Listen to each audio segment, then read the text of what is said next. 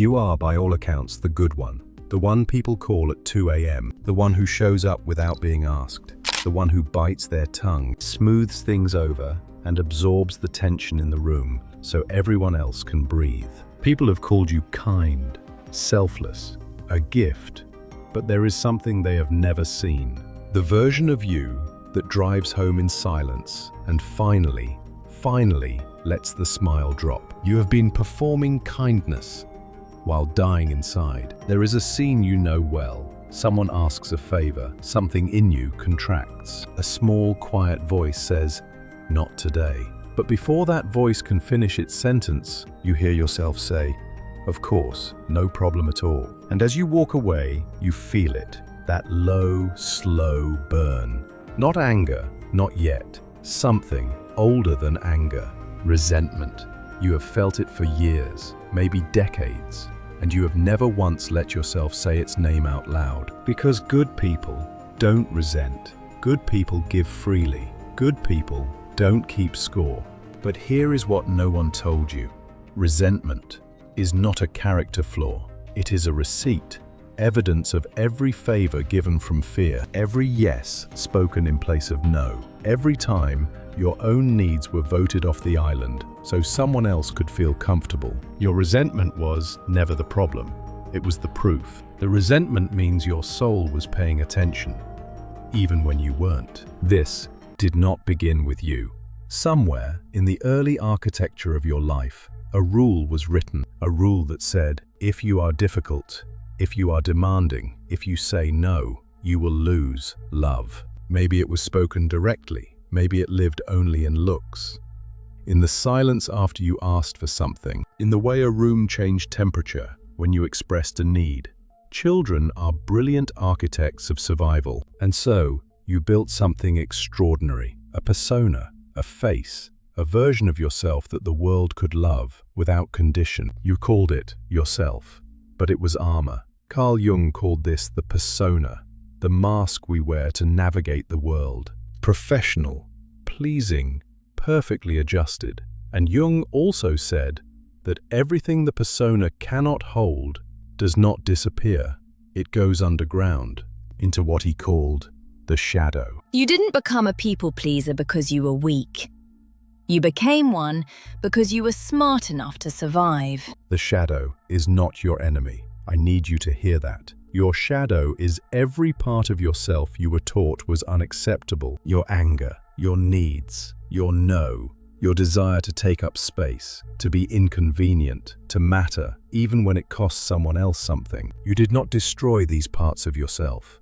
You buried them. But buried things do not die. They fester, they leak. They come up in the wrong moments, as passive aggression, as sudden hatred for people who never hurt you, as that wave of exhaustion that hits you after spending time with people who love you. That is your shadow knocking. And the tragedy of the people pleaser's shadow is this: you buried your no so deep, you forgot you owned one. So now, when someone asks too much of you, you don't reach for the word. You reach for an excuse. I'm busy. Maybe next time I'll try my best. Anything but the honest, powerful, terrifying truth. No, not because I can't, but because I don't want to. That sentence is not selfishness. That sentence is the beginning of your return. Your anger is not the problem. It is a message you have been refusing to open. Let us name what it has cost you. Not in the abstract, not philosophically, here, in the specific. It has cost you relationships that were yours to shape, that you instead let others shape, because shaping things felt like conflict, and conflict felt like danger. It has cost you time, years of time, given to people who never once asked themselves what they were taking. It has cost you your instincts, because every time your gut said this is too much, and you ignored it, the signal grew weaker, until one day you stopped hearing it entirely. It has cost you your identity, because you became so skilled at reflecting back what others needed to see that you forgot what your own face looked like when no one was watching. And perhaps most painfully, it has cost you your self-respect. Not because you are weak, but because somewhere along the way, You learn to negotiate your own worth in real time, based on how others were reacting to you. This is the psychological autopsy, not to punish you, but to make the cost visible, because you cannot change what you refuse to see. You are standing at a crossroads. One path leads back to the safety of the performance. The other leads into the unknown of your own truth. The mask has become heavy. It no longer fits. You can feel the skin beneath it itching to breathe. The pain of staying the same is finally outweighing the fear. Reclamation is not a loud event. It is a quiet, internal shift, a refusal to be the shock absorber for everyone else's life, a first, honest breath. You have been paying for everyone else's peace with your own. The price has gone up. You can no longer afford to buy their comfort with your soul. It starts with a look in the mirror, not the mask, but the person behind it, the one you have been hiding from, the one who has been waiting for you to return. A boundary is not a wall, it is a door. You are the one who decides who is invited in and who stays outside. This is your reclamation. The people who benefited from your people-pleasing never once lost sleep over it. Here is what Jung understood, that most people never reach. The shadow is not the end of the story. Shadow integration is the act of radical honesty. It begins with a single admission. I have been outsourcing my boundaries to other people's reactions, and it has bankrupted me. That is not weakness speaking. That is the first thing your authentic self has said out loud in years.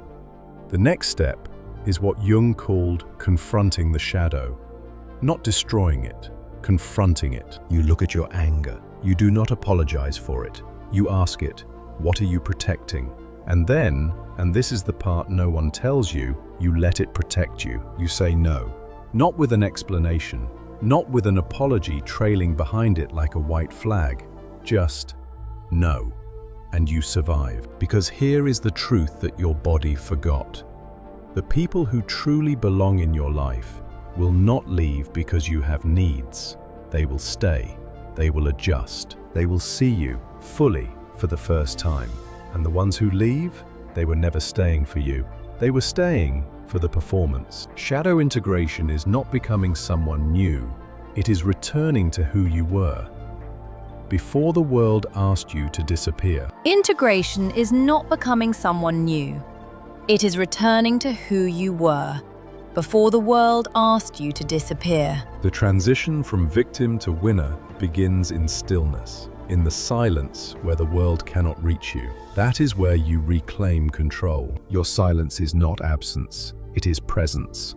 A quiet rebellion against the performance, a return to the power of your own stillness. Carl Jung said, "Until you make the unconscious conscious, it will direct your life, and you will call it fate." Your people-pleasing was never your personality. It was your survival strategy. And survival strategies can be retired when they are no longer needed. You survived. Now it is time to live.